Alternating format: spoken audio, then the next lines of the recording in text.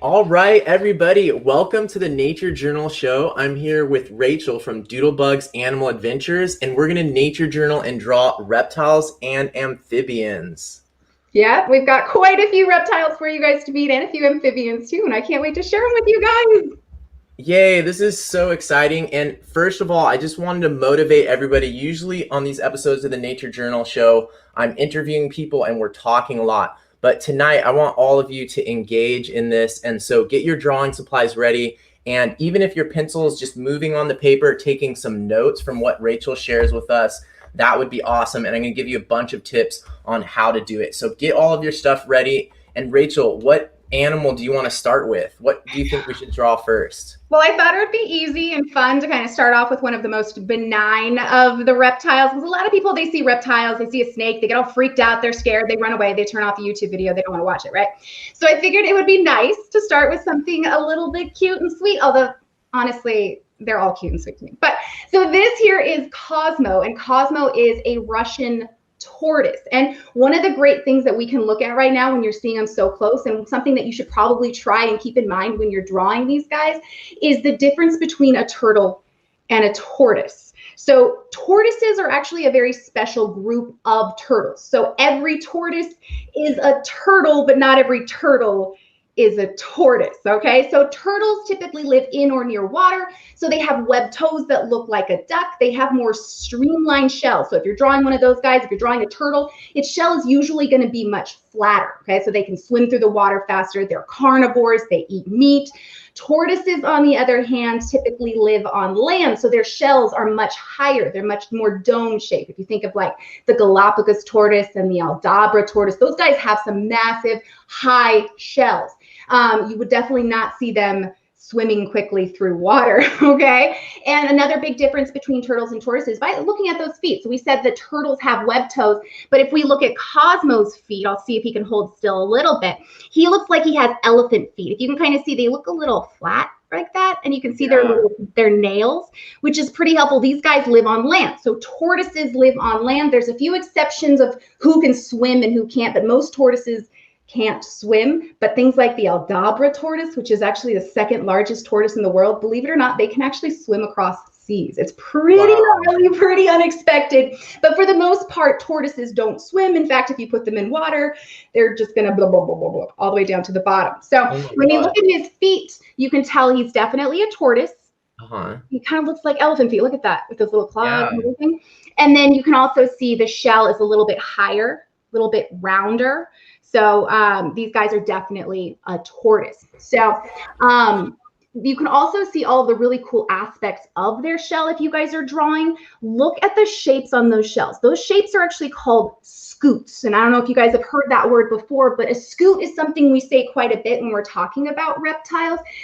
Scutes are those bony plates on the back of an alligator or a crocodile. They're also the stomach scales on a snake. Okay, so we say scutes quite a bit, but each one of these little pieces that looks kind of like a puzzle piece that's all comes together, those scutes all form the top part of the shell, which is called the carapace. So if you guys want to write that down, it's the carapace is the top of the shell, and that's with turtles, that's with tortoises, that's with all of them, okay? But if we look really closely at these scutes, can you guys see how there's like a center piece to each one of these scutes? It's kind of smaller. That's actually think of it kind of like its baby tooth. That was the scute that its original scute, when it hatched out of its egg and it was really, really small, that was the original scute. So you can see all of those lines, all of those little rings that look kind of like the rings on a tree. If you've ever seen a tree that got cut down, you can actually count the rings on a tree, right? Unfortunately, you can't do that with a tortoise. They don't grow that way. But you can see all of these little lines, these growth lines, show how the shell got bigger and bigger and bigger because his shell is actually attached to him. Okay, his shell is part of his body. It's actually made out of the same stuff as our hair and our fingernails. It's made out of keratin. And then underneath it, they have bones. So he can actually feel everything that I do to him right now. Okay, so underneath, when we flip him over, you can still see those scutes, those shapes. But the bottom part, if you ever look at the bottom of a turtle or a tortoise, that's called the plastron. It's the plastron. So it's kind of the belly of the shell, okay? So what these guys do when they get scared, obviously, we've probably seen it before, whoop, they tuck their heads in just like that, and then they look like a little rock, and most animals aren't going to want to eat them. So it's a great way of protecting themselves. So pretty cool, huh? And you can see a nice close-up of the face.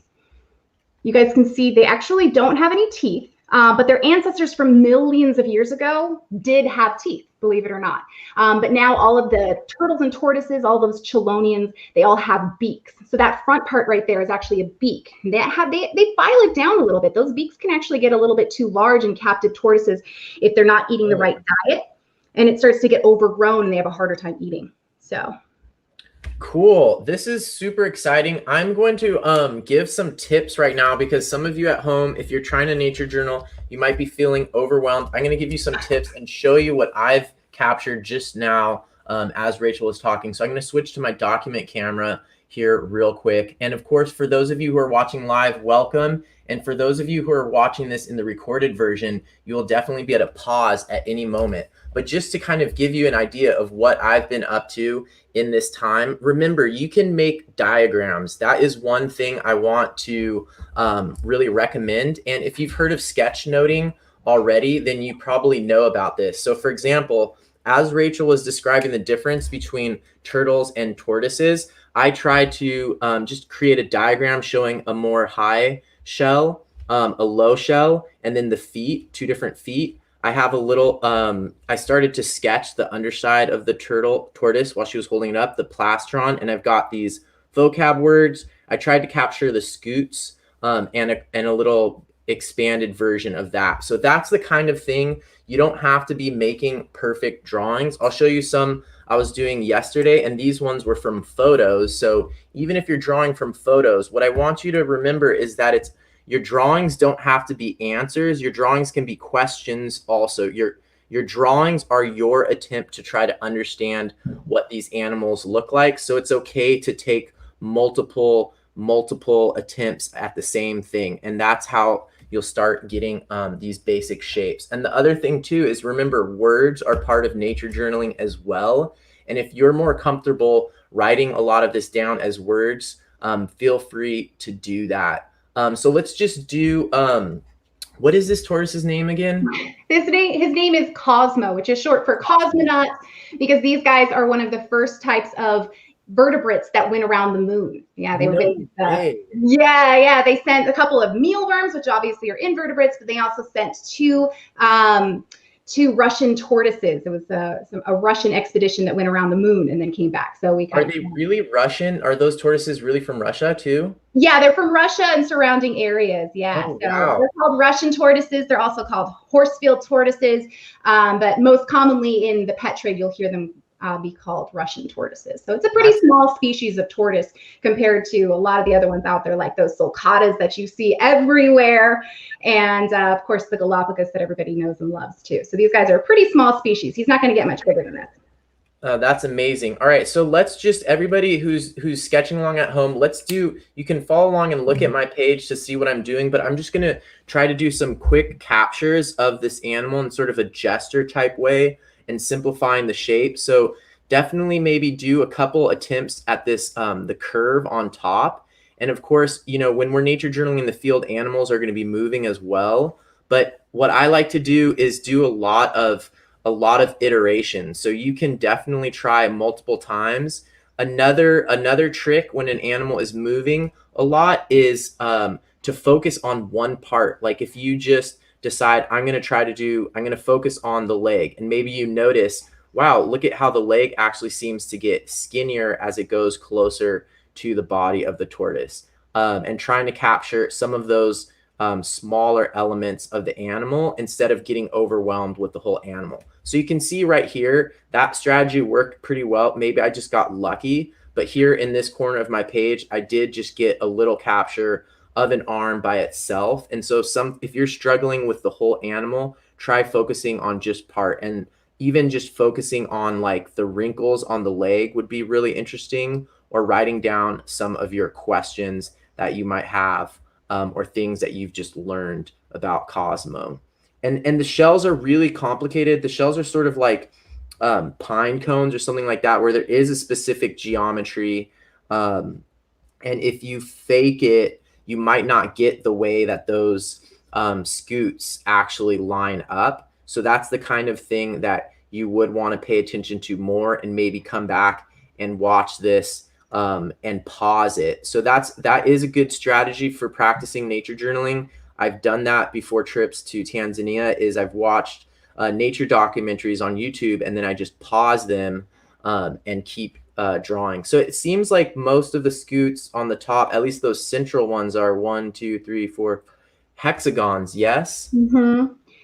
Yeah, and just kind of going off of what you said, one way to tell the difference between a few tortoises, particularly something like the California desert tortoise, which is protected in California, and somebody's escaped young sulcata tortoise, is actually looking at the shell, because they look very similar when they're young, but you can actually tell just by looking up here. For one, it has a single scoot, and the other one, it has two scoots that are kind of divided. So just those little things can actually make a huge difference if you're trying to figure out exactly what a species is. Great. Yeah, thank you for pointing that out. And I'll just kind of go back to like this snake drawing I was doing yesterday.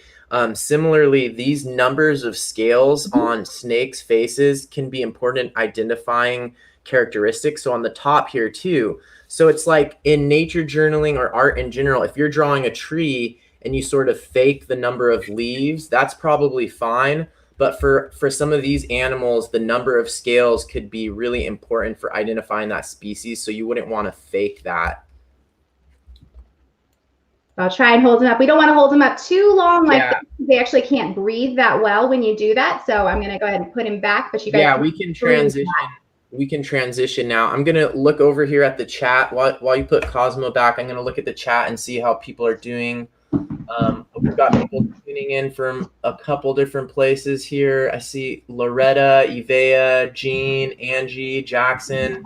Hi, everybody. Thanks for joining. We'll do that one in a little bit. So post in the comments if there's anything you have questions about, or anything about nature journaling reptiles you're curious about. I'm adding some to my title here. This is something I probably could have done earlier.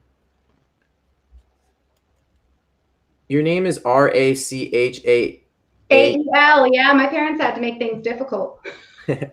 I think most Rachels are like that. Actually, I see that a lot from Doodlebugs. Maybe now would be a good time to talk a little bit about your shows and your business. Oh yeah, I'd love that. So I own Doodlebugs Animal Adventures. I'm actually based in California in the Orange County area. And I do live animal presentations and story times in the area. But thanks to COVID last year, I started doing virtual programs. So now I actually teach virtually all over the world, doing live animal presentations and still my story times too. But now I'm back to giving in-person programs too. So I have over 25 different species of animals here. It's not just reptiles and amphibians. I have quite a few different invertebrates. I have birds, mammals, that kind of thing.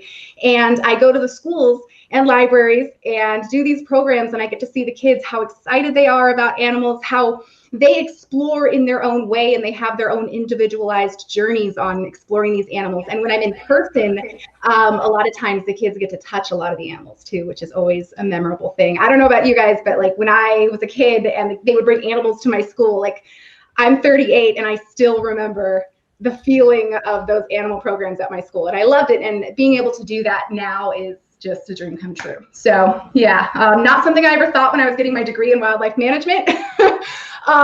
But then I went and got a degree in exotic animal training and management as well, and wildlife education, and it all just kind of fell into place, and I get to do what I love. So I'm very, very lucky. I love it. I wish you had come to my school. I went to school in San Diego, but we're pretty much the same age, so it might not have worked out, but I would have been so stoked. I had one math teacher who was a turtle and tortoise expert, actually, and it was funny because what we would do is if we would try to get him to start talking about turtles, because then we wouldn't end up doing any math for at least 30 minutes.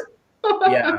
Yeah. So kids at home, don't use that trick if your math teacher is also interested in turtles. But wow, cool. So who do you who are your like when you work online, what kinds of do you usually work with families or kids, or do you do adults as well? You know, I've done actually some of the most entertaining programs for me were actually at senior homes, believe it or not. Oh, Senior homes, cool. because they were just so funny. And then, you know, I had people in their 80s who were like, I've never touched a snake and I'm never going to, and they're disgusting. And then by the end, they're like, oh, it's actually pretty soft, you know, and they're totally digging it.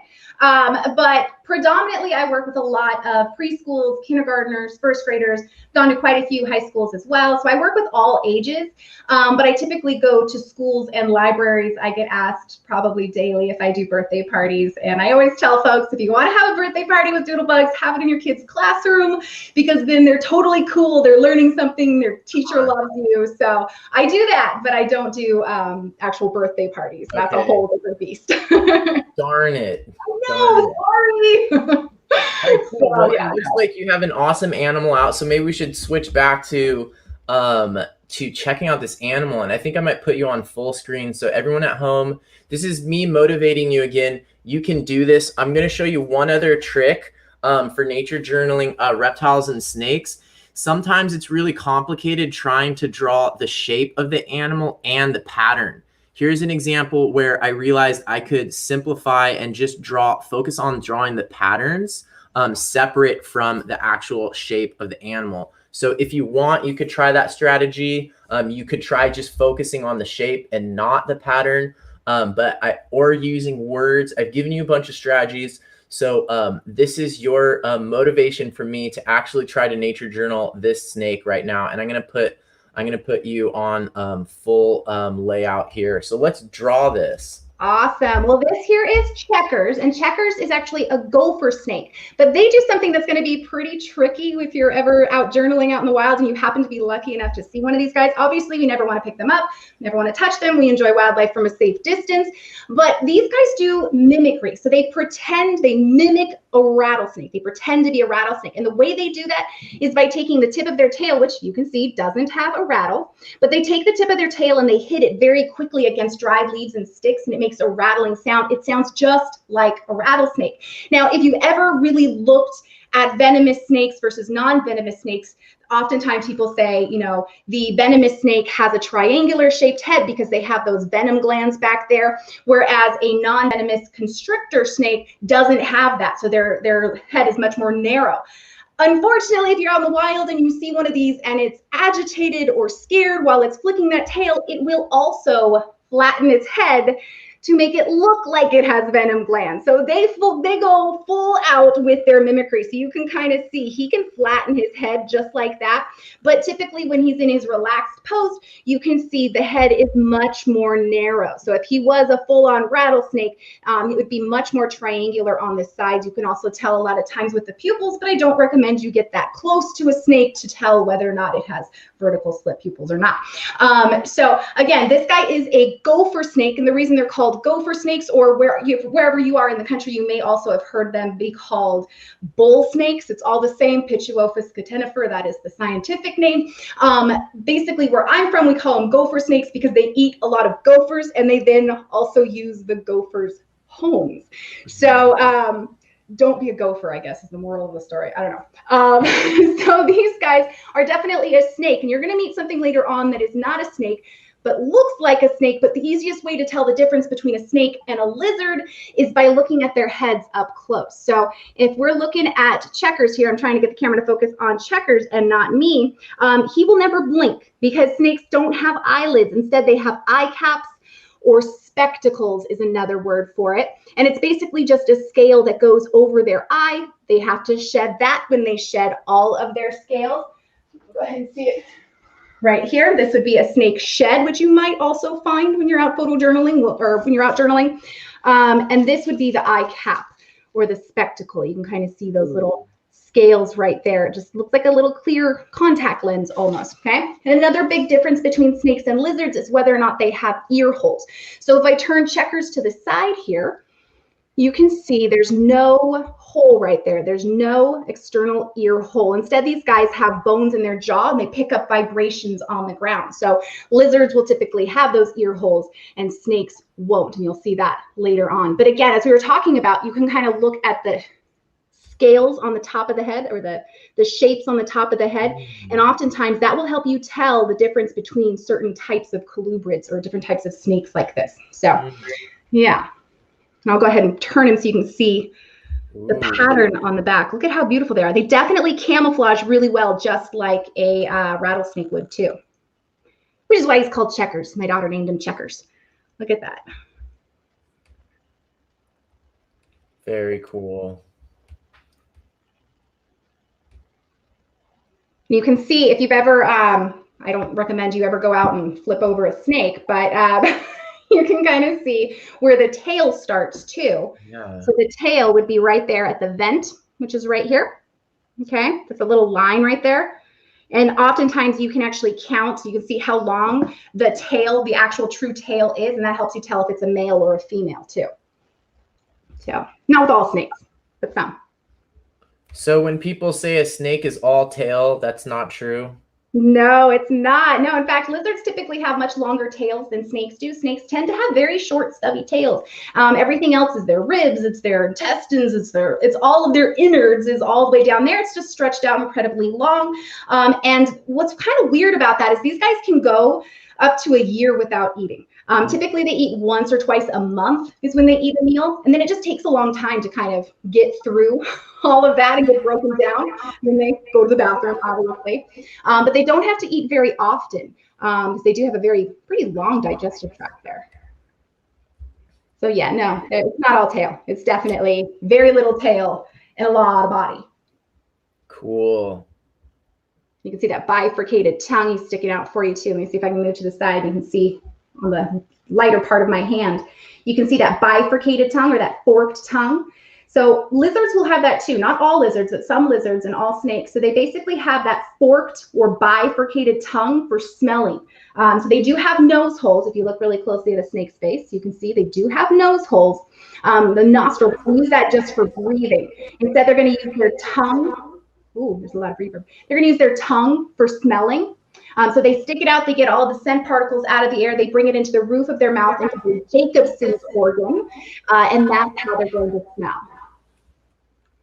So that's why they have that forked tongue. A lot of people think it's because they're evil, not because they're evil. Cool. Super cool. All right, so I'm going to chime in with my motivation now for actually nature journaling, because I know some of you are probably just mesmerized looking. So you can nature journal this, trust me. So this is practice, okay? I know I get the same thing a lot of times in nature, in the field. I'll be looking at something, I'm like, that's amazing, I love it, but I won't commit to it on paper. And then I might come up with stories of why I don't actually really feel like nature journaling and I'm just wanting to look at it. But right now is your chance to even try, you know, look, even just trying to draw the shed skin when Rachel held it up, or the tail was a good opportunity because that's kind of simple. Just try. It doesn't need to be a perfect portrait of the animal. That usually is not going to happen in nature. These animals are going to be moving. Well, rattlesnakes, I've noticed, are often very still. Some reptiles are very still, but they're often complicated with scales and everything. So I recommend, this is your chance to test nature journaling. Nature journaling is not about making pretty pictures, and you've probably recited that phrase before. And so now is your chance to prove that you believe that nature journaling is a way of engaging with nature and learning. It's a learning tool. So this is a perfect opportunity to try to do that. Look at that pose right there. We might be, if you can, that might be, start working your biceps after a while, but if you could just hang in that pose for like a little bit longer, try to capture. So now's a good chance to try to capture that sort of gesture, the feeling, the shape. Don't worry about the pattern or the details, but see if you can capture that shape. And I like to tell people that if you're an artist, you should have a pet snake, because snakes are a big, huge cylinder, and figuring out how to draw cylinders is like one of those classical artistic training practices. So try to pay attention to how that cylinder moves. How it wraps around, and see if you can get a good little gesture sketch of Checkers in that position. So hopefully you've got that by now. This is sort of a quick sketching. Go ahead, Rachel. You can rest your arms now.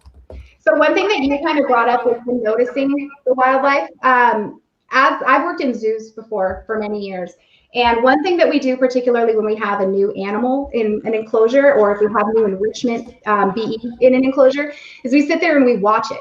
And I feel like drawing an animal, you're so focused on everything that's going on that you start to notice things you probably wouldn't have noticed otherwise if you weren't really focusing on it in the drawing sense and trying to capture everything and the feeling and everything. So even my kids today, when they came in, it was neat to see them. They haven't done that. They haven't journaled in the room before. They come in here and they visit the animals, but it was neat watching even my 6-year-old son sit there and draw the bearded dragon, because he's like, he's drawing everything. He's drawing the rocks. He noticed the thermometer in there. He noticed like everything. And it was really fun to see that. And then he also did the tarantula, and he was drawing the hide and everything. So it was neat to see what he noticed when he was actually drawing those animals. It was really cool to see. That's great. And so I'll point out another thing, since you mentioned noticing. One of the classic nature journaling techniques is I notice, I wonder, it reminds me of. So if you've been sort of hesitant about drawing these moving animals, you could just do an I notice, I wonder, it reminds me of, and have a running list of your observations, which would be under I notice, your questions under I wonder, and then what this snake reminds you of. The I wonder is one that you can really do over and over again, and we could have lots of questions about checkers. And some of those, I'm noticing these sort of the dark marks like near the near where it wraps around at the bottom. I hadn't noticed that part of the pattern before. That's really pretty. Yeah. And every snake is a little bit different, even within the same species, but they do kind of indicatively have this kind of pattern on their body.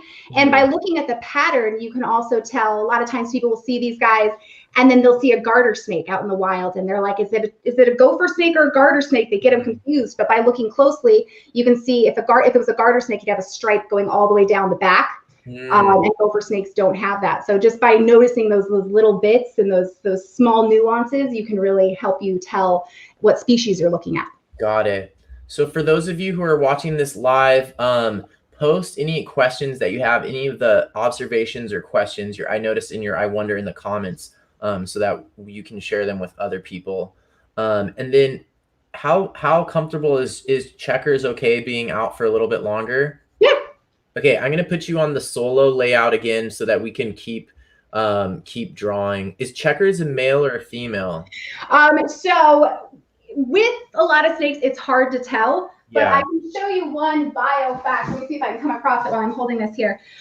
He had a shed a while back that actually had, I think it was basically some hemipenes on his shed. And I'm going to see if I can find it, and I can show you guys that. Something that I don't usually show all the little kids when I do my presentations with them. But let's see here. You can kind of tell, just like with your tarantulas, it's easier to tell if it's a male or a female after they shed or after they move. Right. Some, because you're looking for that little vent.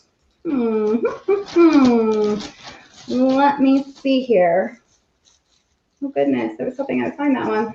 Oh, you can kind of see it. There's a better one in here somewhere, but I've got so many snake sheds in this bag. So you can kind of see, just very vaguely, there's these little, light's a little bit dark. You see that little kind of a yellowish bit right there? Yeah. A little bit on either side, and that just kind of comes out with the shed.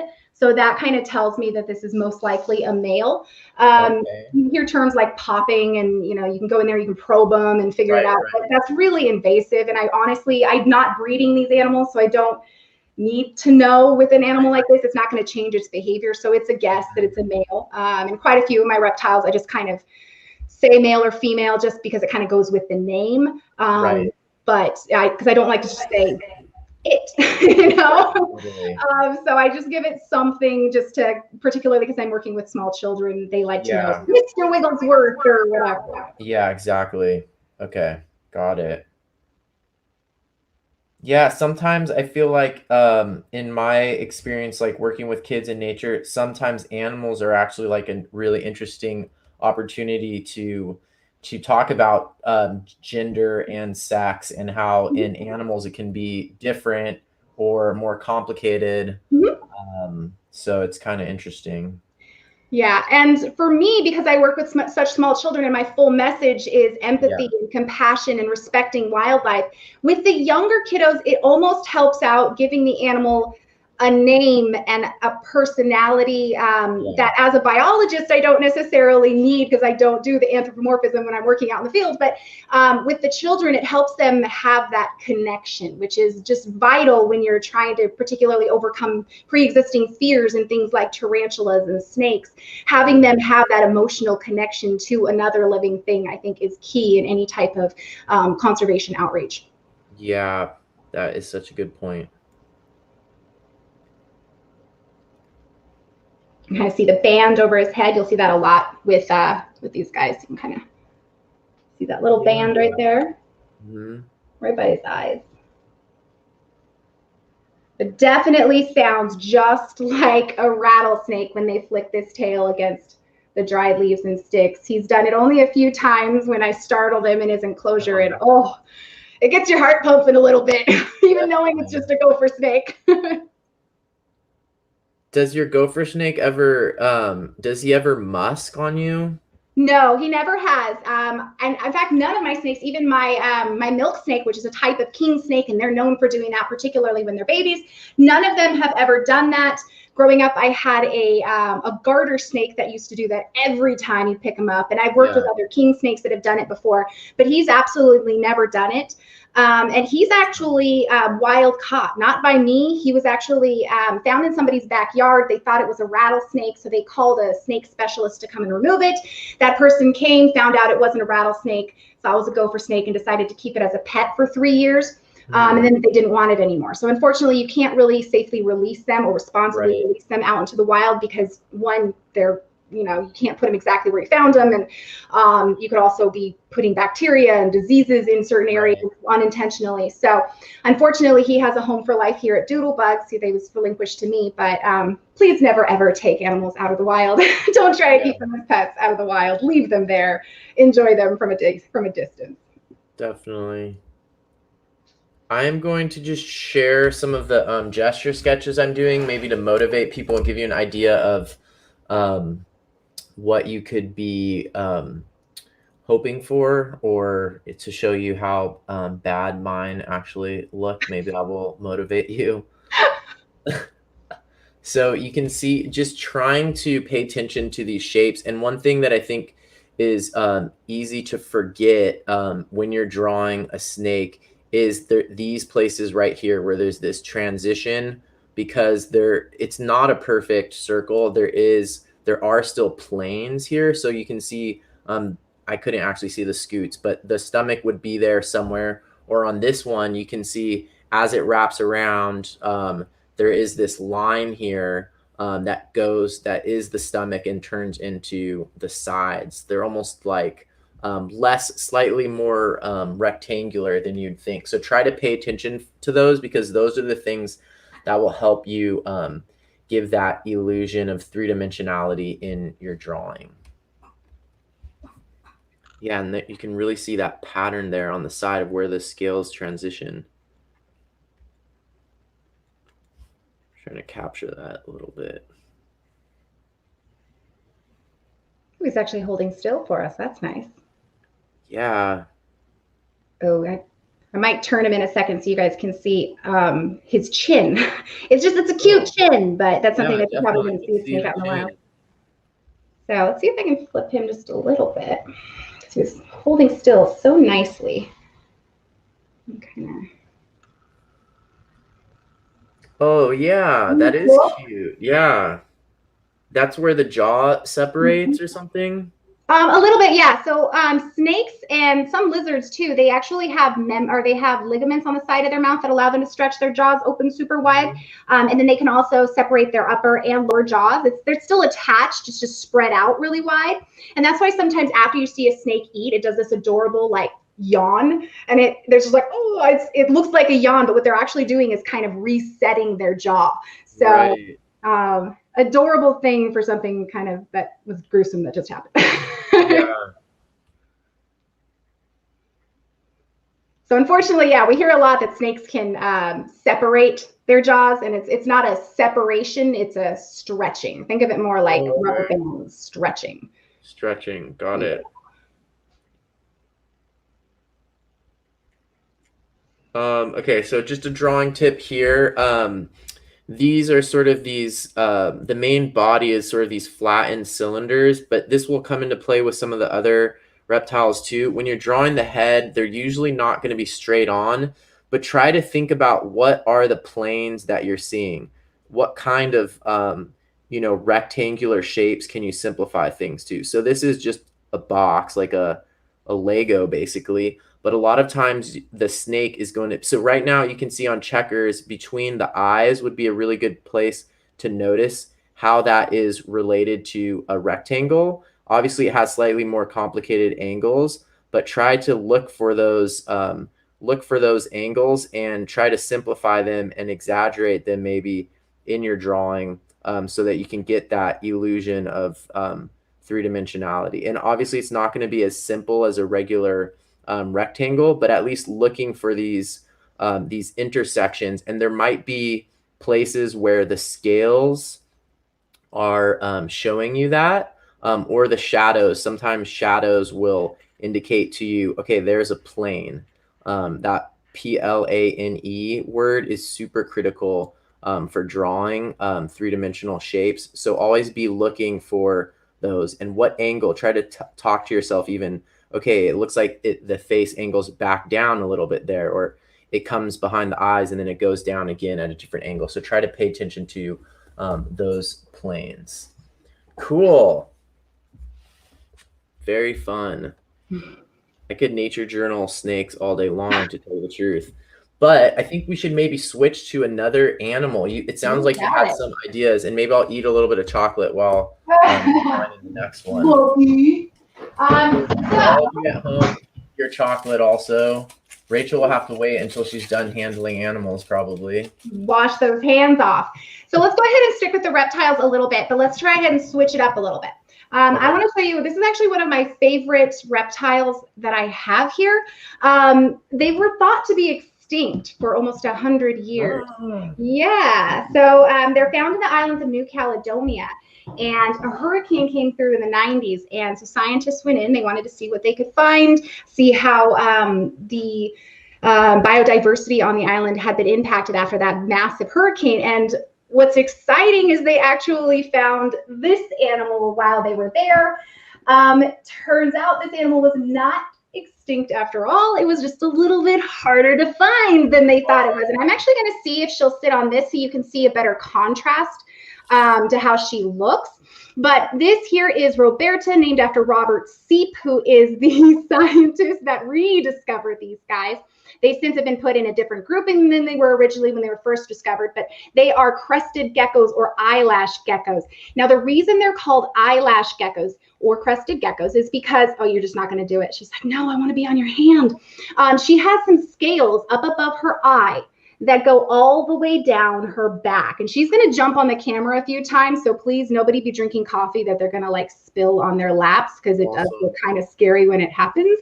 But scientists don't really know why they have those specialized scales above their eyes. They think that it's possibly to keep debris out of their eyes, because they are a type of gecko that really, really relies on their eyesight for finding their food. And these guys are frugivores. So they eat very soft, sweet fruit out in the rainforest. Every once in a while, they'll eat insects too, but for the most part, they eat fruit. So scientists think that's maybe why they have that crest, but it's definitely indicative of the species. They all have it. There's a few different subspecies of crested gecko, but they all have that crest going all the way down their back. And they have some of the coolest feet. Look at her feet. Now, when she moves, look at how her feet actually kind of curl upwards. Her toes curl upwards. That's because these guys have setae. They have specialized scales on the bottom of their feet, which I'll see if I can kind of put her up against something. We'll see if we can see it. Oh my God, that would be so cool. Basically what those do is they use something called van der Waals force, and it allows them to really, really stick to things. So they're sticking to broad leaves. In our case, they're sticking to plastic or glass.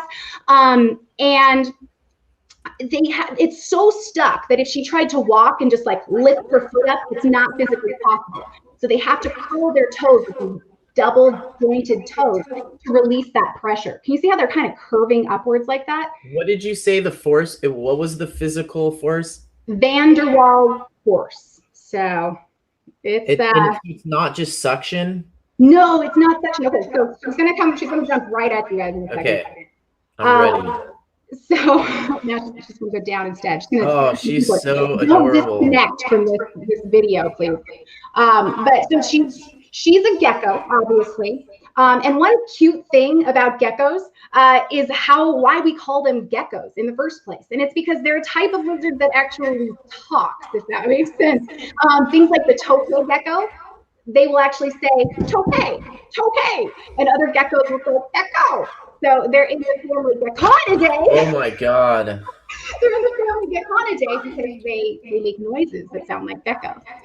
Okay, I spilled all my coffee. All over the journal. Look at that. And they have some of the coolest eyes. It's pretty bright in here right now, so you can't see them, but they're not exactly vertical. They're not exactly oval. They're just a very odd shaped eye. And unfortunately, she's Sounded like she's barking. bright. What? I'm sorry? It sounded like she was barking. That's my dog. That's outside the animal room. He's barking right now. So another cool thing about these guys is they also have a tail. Usually, they have a tail. Usually, that has a little sticky pad, just like their feet, or it's not suction, but it has those little setae, SETEA, I believe, on the tail as well. So they can actually use that tail to hang on to things, but they can also do caudal autotomy, which is something that you see sometimes in fence lizards where they've lost part of their tail, and other geckos too, where when they get scared or threatened, they can drop part of their tail. And in many other lizards, that tail will then grow back within about 3 months. But for whatever reason with crested geckos, if they lose their tail, it never regenerates. They just kind of learn to live without it for the rest of their life. So she came to me like this. She was another rescue animal. And so she came to me without her tail. So I don't know how she lost it, but she does just fine, as you can see, as she's going to jump at the camera again any second. She's going to jump at you guys. But you can just see, aren't they just like so well? Oh my god, that is so funny. Aren't they so cool? And they can actually change a little bit of color too, not quite like many chameleons can, but during the day and night there'll be different colors, and it's pretty neat to see how they can kind of change color too. And they'll do it if they're too cold. They'll start to turn dark black to kind of absorb more heat. So yeah, breaker color. Can you talk about the tongue at all? What's the deal with the So these guys, like I said, they're frugivores, so they're going to be eating very sweet food, and she uses that tongue. She has probably a pretty good sense of taste. In fact, they can be kind of picky eaters, but they also use it to lubricate their eye, because like a snake, these guys don't have eyelids. They have that spectacle instead. So in order to keep her eye clean, they will use that tongue and lick their eye. Now, not all geckos do that, but these guys definitely do. Any of the ones that don't have an eyelid. Many geckos don't, but there are a small group that do have eyelids. So that's what that tongue is for. Let me see if I can get her. What was that sound? But let me see. We're going to see if you guys can see the feet underneath. Oh, cool. How well you can see that. Is that even coming through at all? That's amazing. We can at least sketch the silhouette. If you can hold that there just so we can try to capture the silhouette of the toes or the foot pattern. The toe pattern, even without seeing the details, is really cool. Oh, I saw how they curled up. That is cool. Isn't that trippy? Look at that. So she's going to kind of walk across just a little bit. Oh my gosh. So they have to curl the toes to unstick them. To release the force of the stick. Let's see if she'll walk across this a little bit better. You can kind of see it. Now she's like, no, I'm not going to walk now. You kind of see it? Yeah. That's amazing. And you can see the little ear hole. Not a snake, right? Look at that. These guys are just so fascinating. And so when I teach with these guys quite a bit, I'll use them in my endangered species programs or evolution and extinction programs, because they are an animal that we thought was extinct for so long, and then we rediscovered them, which is just an amazing story that kind of gives you hope a little bit. So while you're talking about that a little bit, why do you think these animals are so good for education? Well, I think that any animal is good for education in some respect, except obviously there's certain animals you wouldn't want to keep in captivity. They just don't do well. But you can really, I like to say, you can make a roly-poly a fun educational experience, something that kids have seen every day. If you can make it fun and you can find a way for them to form a connection with that living organism, you've done your job. So with these guys, I use them in quite a few programs, but they're not an animal that my kids can touch. I feel like they're just too delicate, even though they do have, if we look really closely, they do have some of the like finest, softest scales you'll probably ever encounter in a reptile. Their scales are incredibly soft and smooth. It feels kind of like velvet. So they're not good to teach with in that respect. Right. But like I said, anything can have a lesson that goes with it. Anything can be exciting, and any living thing can just really form a connection with children. Wow, yeah, that's so cool. And for my virtual programs, that's always fun, because she likes to jump at the camera quite a bit. That's great. So I'm going to show my page. I'm sure some of you have just been mesmerized. Wait, what's this one's name again? This one is Roberta. Roberta. Roberta, named after the scientist that rediscovered them. That's my mom's name. She's not watching tonight, luckily, or maybe she would be honored to have the same name as a gecko. But anyways, folks, just look here. This is my attempt. I mean, there's even some unfinished drawings here. So remember, even if the animal's moving, if you're mesmerized, and you might be rationalizing why you're not trying to nature journal, now's your opportunity to push yourself and just try. So as you learn different things, you can also use arrows to connect. You can use silhouette. So this is the front view of the head. All I got was this sort of outline, or trying to capture the toes in a more diagrammatic way, or just using words like writing down that they're frugivores. So try to at least capture something with these animals. All right, we're already at like 46 minutes. What do we have next, or what is our last? Do you have like two more, or what do you want? Let's do two more. Let me go ahead and take you over to the frog first, because we haven't had any amphibians yet. Oh, that's right. We promised a couple of amphibians, and then I've got a really, really cool reptile that is just, a lot of people see it and they're like, wait, it's a what now? It's a huh? So let's go ahead, and we're going to go on a little bit of an adventure over here. Yay.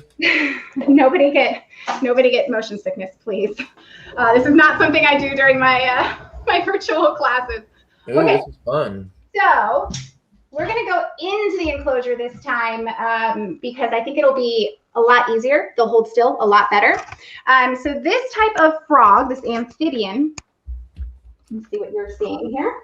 There we go. Ooh. These guys are probably one of the most photogenic of the frogs, in my opinion. This is a dumpy frog. They're also called white tree frogs or Australian green tree frogs. And funny enough, these guys are oftentimes found in public restrooms in Australia. Wow. They just kind of stick to the toilet bowl, which I think is hilarious. But the reason they're called dumpy frogs is because you kind of see at the top of the eye, you see how it looks like those little, like almost horns, like protrusions almost. Those are actually fat deposits. And when they eat a lot, which they'll tend to overdo in captivity, which is why there's some great photos out there of morbidly obese frogs, these guys will store the fat up above their eyes. My animal light room is starting to go off, so hopefully you guys can still see this guy. But they also have kind of a little bit of a membrane over their eye that kind of protects their eye. Let me see if you can see it. It's almost like a nictating membrane right there. So she's sleeping right now. She has her eyes closed. And then on her back, let's see. Let me turn on this light again. Hold on. We're going to go ahead and confuse my reptiles. There we go. you can see the skin. It looks like regular amphibian skin, but they actually put they secrete a type of wax on their body naturally to kind of keep themselves from drying out. And this species in captivity, people sometimes will over mist them and over water them because they're designed to dry out just a little bit.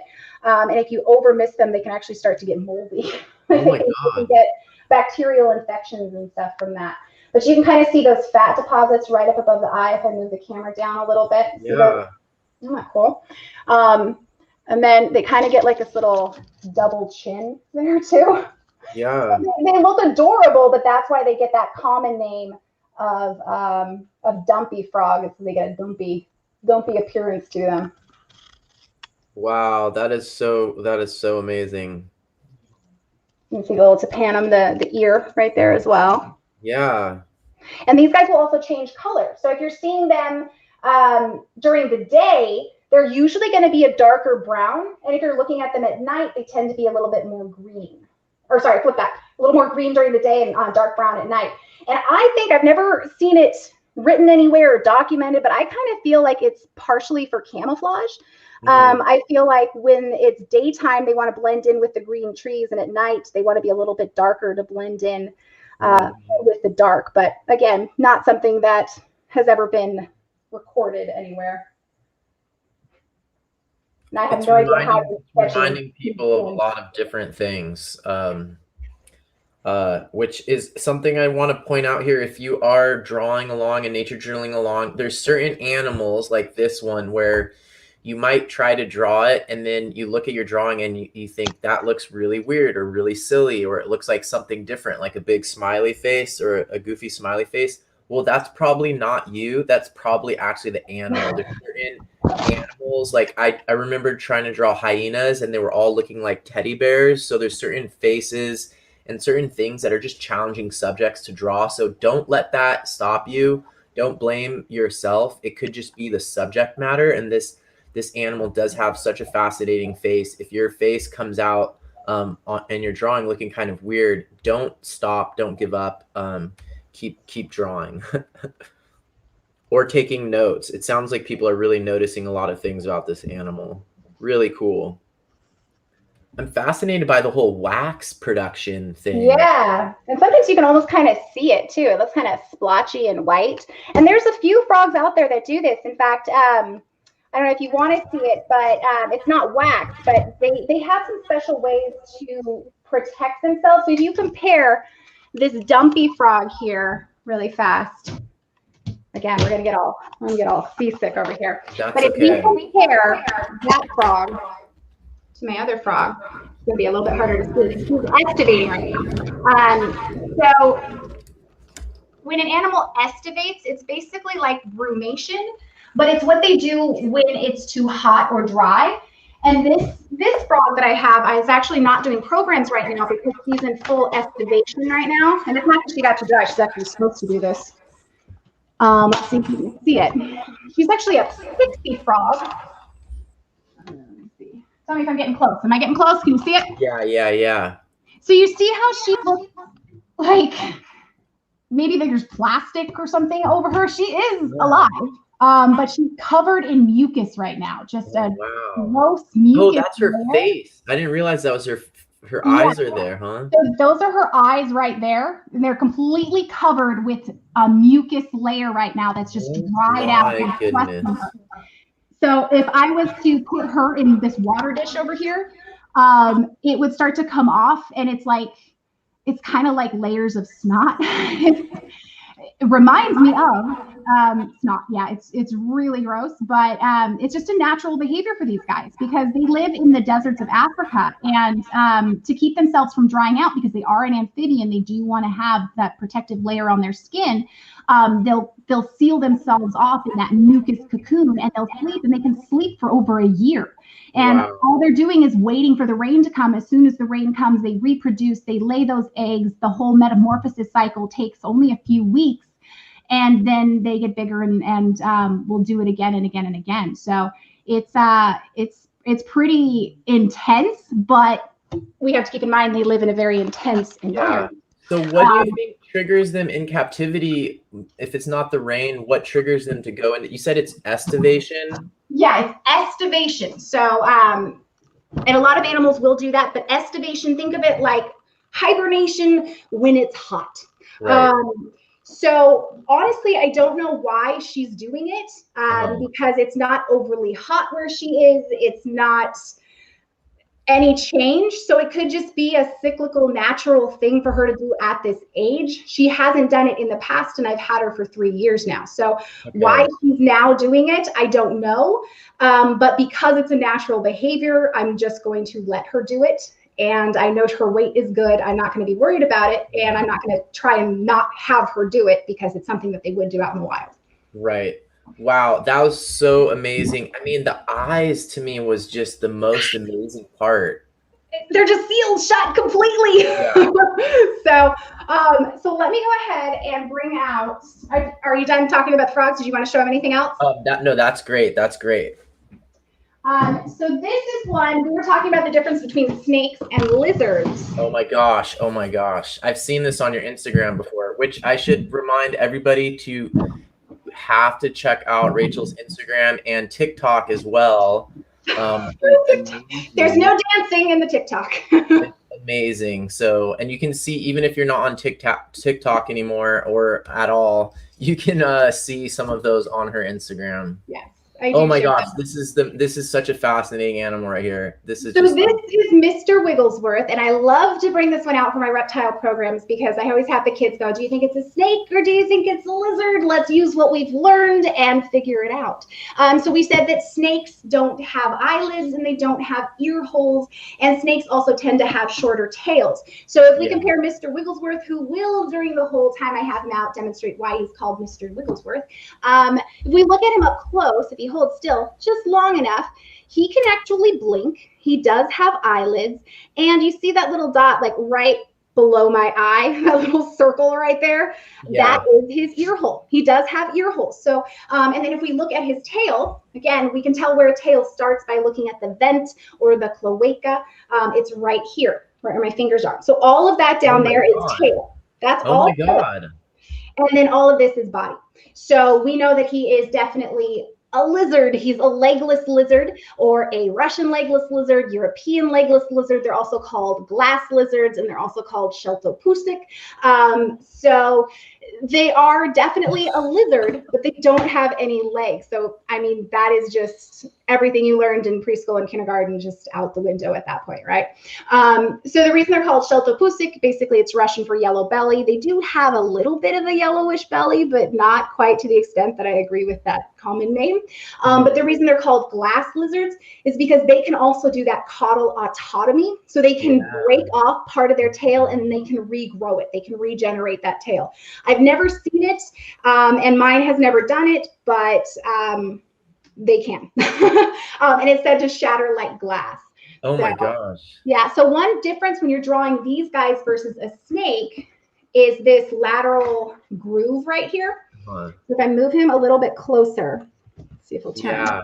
You can see that kind of a groove right there. It's a different texture if you're sketching that out right where my finger is. It kind of gets bigger and smaller. And then the scales, even though there's still a squamate there, their scales overlap in a little bit different of a way than a snake would. Don't they feel like when you're holding them, don't they feel totally different from a snake, like just the way it feels in your hands? Yeah, they do. And when they shed, just like, you know, we think of lizards, they shed in pieces, and snakes shed in one long piece. These guys kind of are a combination of the two. They have the long pieces that sheds off, but they do. They feel much smoother. It's kind of like a really flattened out corn on the cob, whereas a snake would be like more bumpier. So yeah, it definitely feels different. And then they move different too.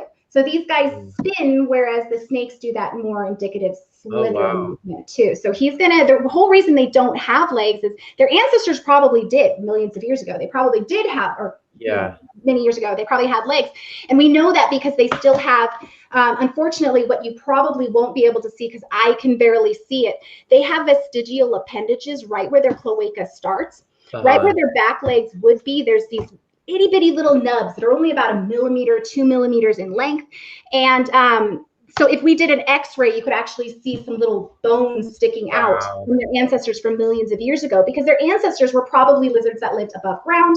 And then over time, through natural selection and evolution, they have evolved to live underground. So the individuals Yeah. with shorter legs were able to move through the soil faster. And so they got shorter and shorter legs because the offspring that survived that had shorter legs had offspring that looked like them, and so on and so forth. So now we have the legless lizards, various legless lizards that we have today. So he's holding still, so you can kind of see that ear hole right there. Oh my gosh, yeah. Wow. And the face has a real different, it has very different feel to it than a snake. So he reminds me of Kermit the Frog when I turn him like face forward. I don't know why, but he's like also my grumpiest animal. Like if you're gonna give an animal a human trait, Yeah. I feel like he always just looks like a grumpy old man. Like he just does. Like he's telling me to get off his lawn. Funny. That is so fun. That is amazing. I've noticed sometimes with alligator lizards that they move around a lot of times where they won't even be using their front legs, you know, their front legs kind of will just, so like there's definitely times when I see lizards not using their legs. Mm-hmm. And then there also are snakes that still have vestigial appendages as well, like certain boas and pythons. They still have those back legs where their pelvic girdle is, and they use those in mating and even moving across the ground. So, you know, take that for what it is. Legs don't make a lizard, and so on and so forth. So. Yeah, definitely. Wow, that is so amazing. I feel like I could nature journal your animals all day long, and the time went by super fast. Maybe now, if people have just joined in during the show and want to know a little bit more about what you're up to, could you just describe a little bit about what you're usually doing and the services that you offer? Because this is like so amazing. I can just imagine a classroom of children being completely mesmerized for an hour. Yes. And you'd be surprised, even my 3 to 5 year olds will still sit through a 45-minute presentation, because we're doing multiple intelligence theory. So we're moving our bodies, we're counting things, we're rhyming, we're singing, that kind of stuff. So it's not just sitting there and being like, here, look at this animal. So basically, my name's Rachael, and I own Doodlebugs Animal Adventures. I'm based in Orange County, California, and I do live animal presentations and story times with animals throughout Orange County and parts of LA as well. I go to schools and libraries, nature centers. I do Boy and Girl Scout events, things at malls even sometimes, but they're all education based. So my main goal is to get children excited about nature, curious about nature, wanting to learn more. I want them to leave my programs and not just think, well, that was cool. I want them to go out, be curious, and continue learning more about the animals around them. And as of last year, I also started offering virtual programs. So I teach directly through my company, virtual programs all over the world. And I also teach on outschool.com, which is a online global platform for online learning for ages 3 to 18. So I have quite a few classes on there as well, but you can book through me directly too. And I absolutely love what I do. It's a dream come true. Cool. Thank you so much. I think we should do, because I have a friend and she's in the nature journaling community, pretty active, and her name is the Beetle Lady, and she does similar to like what you're doing, but it's all invertebrates. And we collaborated recently and did a class, a paid online class, where we went like more in depth into the anatomy and stuff like that. And it'd be so fun to do something like that with you in the future. So everybody who's watching this live, thank you so much for joining in. Ivea has been here, Jean, Leslie, Lori, welcome to the show. And those people, and Amaya was here. They're all posting in the comments. Thanks for joining. And for everybody who's watching at home, make sure you nature journal while you're watching this. You can pause and get like a really good opportunity to draw some of these animals. And if you haven't already checked out Rachel's stuff, it's amazing on Instagram and her website, which I just posted here. Well, thanks everyone for joining, and thank you, Rachael, so much. This has been super fun. Thank you so much for having me today. All right, bye everyone. Bye.